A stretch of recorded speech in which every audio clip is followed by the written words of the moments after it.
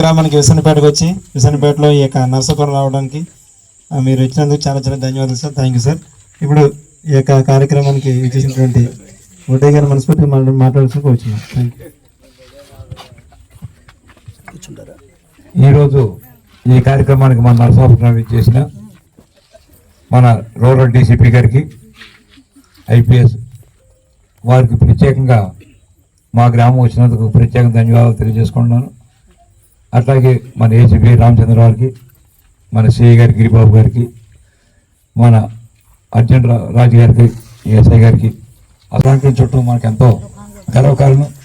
ఎందుకంటే చదువుకుంటే ఈ స్టేజ్లో ఉంటుంది, చదువుకోకపోతే ఆ స్టేజ్లో ఉంటుంది. నేను కూడా 100 ఎకరాలు ఖర్చు పెట్టబట్టి ఇక్కడ ఉన్నా, లేదా 100 ఎకరాలు సంపాదించినా ఇక్కడే ఉంటాను.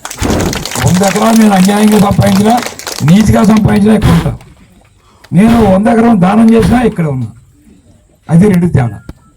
అట్లాగే ఇప్పటివరకు చక్కగా సైబర్ నేరాలు, క్రైమ్లు ఎక్కడ జరుగుతాయి, యాక్సిడెంట్ ఎక్కడ జరుగుతాయి, గంజాయి ఎందుకు తాగకూడదు, గంజాయి తాగటం వల్ల మనం నష్టపోతున్నాం అనేక విధాలుగా.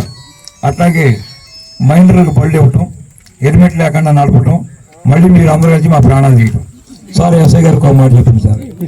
మీరు ఎస్ఐ గారికి ఫోన్ చేసి నా మనిషి అంటారు. నా మనిషి అంటే చచ్చిపోతే నా మనిషి. చూడండి, మీరు అర్థం చేసుకోండి, చిన్న విషయం. నా మనిషి చెప్తా. అప్పటివరకు బాగానే ఉన్నాడు. ఇంకేదన్నా ఘోరం జరిగితే నా మనిషిగా పోయేది. మీరు అందరూ అర్థం చేసుకొని చక్కగా లైసెన్సులు తీసుకొని, హెల్మెట్లు పెట్టుకొని చక్కగా. క్రైమ్ అనేది మనం చేస్తే ఒక రకం ఉంటుంది, మనం చేయకుండా కూడా కొన్నిసార్లు క్రైమ్ మనమే పడుతుంటుంది. వాటిని తప్పించుకోవాలి, చేయకుండా కూడా ఉండాలి. అట్లా చేసి చక్కగా మన లైఫ్ని బాగు చేసుకోవాలని చెప్పేసి మనస్ఫూర్తిగా నరసాపురం గ్రామస్తుల మొత్తానికి కోర్సు చెప్తున్నాను. ఓ చిన్న డీసీపీ గారు, ఏసీపీ గారు, అట్లాగే సిఐ గారు, మన అర్జున్ రాజు గారు ఉన్నారు, గ్రామస్తులు ఉన్నారు. గ్రామంలో ఎలక్షన్స్ ప్రశాంతంగా నడుపుకుంటాం.